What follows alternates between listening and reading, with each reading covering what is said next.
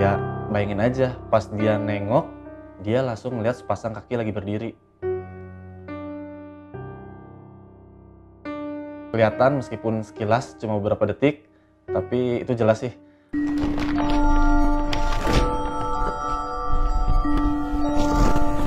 Assalamualaikum warahmatullahi wabarakatuh. Selamat datang di Jurnal Cerita Misteri.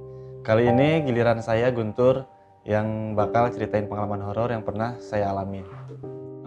Bisa dibilang saya ini orang-orang yang terjebak di dunia perhororan. Jadi gini, saya tuh satu kantor sama Dimasta. Bahkan saya pegang Dimasta juga, saya produserin dia, saya main juga sama dia, satu kantor sama dia, dan satu program juga sama dia. Salah satunya di program Ardan Radio, yaitu program Nightmare Side yang memang isi kontennya tentang konten horor juga. Dan kalau ngomongin kantor pertama saya ini dikenal salah satu kantor terseram di Bandung yang emang terkenal sama konten horornya. Malahan kalau kamu coba searching di Google, masuk ke salah satu kantor terseram di kota Bandung. Dan untuk kantor yang kedua, ya ini, bareng sama tim Jurnalisa. Oke, lanjut ke ceritanya. Jadi kurang lebih sekitar tahun 2016 yang lalu, udah agak lama juga. Karena di dunia radio itu jam kerja itu emang per jam. Waktu itu saya kebetulan lagi kebagian jam siaran malam. Kalau udah malam, biasanya suasana kantor tuh emang udah sepi. Paling cuma ada penyiar, produser, dan operator aja. Nah ceritanya, waktu itu saya lagi siaran Nightmare Side bareng Dimasta. Kalau yang dengerin podcast dari episode saya waktu itu, pasti udah tau lah kalau mitosnya di kantor kita itu udah masuk jam malam, nggak boleh sendirian di kantor. Katanya kalau kita sendirian di kantor, pasti siap-siap aja ditemenin sama hantu. Tapi waktu itu karena posisinya di kantor gak sendirian, jadi ya saya mikirnya santai aja gitu, nggak mikir aneh-aneh.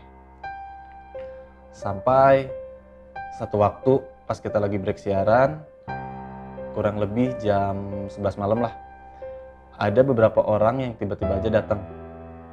Kurang lebih sekitar 5 orang lah waktu itu.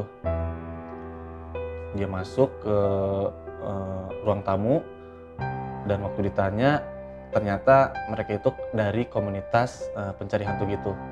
Dan tujuan mereka waktu itu datang malam-malam katanya sih pengen lihat hantu. Ngedenger itu saya juga bingung jawab apa ya, karena logikanya saya juga bingung kalau misalkan ada orang yang nanya mau cari hantu malam-malam, apalagi saya posisinya lagi di kantor dan lagi kerja juga. Ya udah, waktu mereka bilang kayak gitu, saya refleks bilang, maaf mas, kalau mau lihat hantu saya juga nggak bisa. Ya kalau mau cari hantu sih ke kuburan aja lah, saya waktu itu bilang kayak gitu. Tapi si orang-orang ini tuh tetap pengen lihat hantu di sini. Jujur waktu itu saya bingung harus jawab apa lagi. Sampai waktu itu saya coba samperin dulu Dimasta di ruang siaran buat ngasih tahu ada beberapa orang yang datang ke kantor. Terus waktu itu Dimasta bilang, ya udah deh, kalau emang beneran mereka pengen lihat hantu, suruh aja naik ke tangga yang ada di dekat toilet.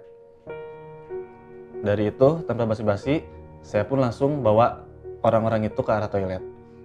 Kalau dilihat sekilas sih sebenarnya toilet di kantor saya itu nyaman-nyaman aja. Ya sama kayak toilet-toilet pada umumnya lah. Cuma yang suka dipertanyakan sama orang-orang dan bikin janggal itu, sebelum itu masuk, ada sebuah tangga yang ngegantung di dekat tembok yang emang gak keurus. Sesampainya di toilet, saya langsung tanya sama mereka. Waktu itu saya tanya, coba akang-akang yang ada di sini, mas-mas yang ada di sini, yang paling berani di sini siapa? Terus akhirnya ada satu orang lah yang ditunjuk, dan dia katanya siap buat naik ke atas tangga itu. Sebelum dia naik, saya sempat bilang, mas kalau takut nanti langsung loncat aja ya, soalnya kita ada di bawah nih siap buat megangin mas. Gak lama dari itu dia pun naik. Sebenarnya saya juga nggak tahu sih bakalan ada apa di sana, karena jujur saya juga belum pernah naik sana. Dia naik satu tangga, dua tangga, sampai waktu setengah badannya udah masuk ke lubang tangga itu, Saya dari bawah teriak, "Coba lihat ke kiri, di situ lihat ada apa." Dia pun nengok ke arah kiri. Terus kedengar dari bawah dia bilang, "Nggak ada apa-apa." Oke. Habis itu saya coba teriak lagi, "Sekarang coba deh tengok ke arah kanan." Dan pas dia lihat ke arah kanan, kita yang di bawah tiba-tiba kaget. Soalnya tiba-tiba aja dia ngeloncat dan teriak. Langsung buru-buru turun, kita lihat orang itu mukanya pucat, terus nafasnya terengah-engah kayak gitu. Terus waktu saya tanya kenapa, dia langsung bilang, "Saya baru lihat kakinya aja, Kang." Ngedenger itu, bulu kuduk saya langsung berdiri merinding. Ya, bayangin aja, pas dia nengok, dia langsung melihat sepasang kaki lagi berdiri. Singkat cerita, setelah keadaannya cukup tenang, mereka pun pamitan buat pergi pulang.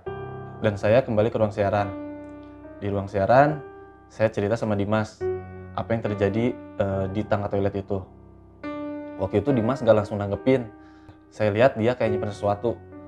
Gak lama dari itu siaran pun beres. Malam itu Dimas cabut balik duluan. Sedangkan saya harus beres-beres dulu di ruang siaran, baru bisa lanjut pulang. Nah sialnya kalau mau pulang ke arah parkiran motor itu, saya itu harus lewatin toilet yang ada tangganya tadi. Ya udah deh, mau nggak mau ya saya pasrah aja lewat sana. Saya coba untuk gak lihat ke arah toilet itu dan buru-buru jalan. Tapi begitu saya lewat, saya sempat diam karena waktu itu tiba-tiba aja saya dengar ada suara kayak besi lagi digesek gitu, dan suaranya itu lumayan kenceng. Karena suaranya bikin kaget, saya pun refleks nengok, dan ketika saya tengok kelihatan meskipun sekilas cuma beberapa detik, tapi itu jelas sih.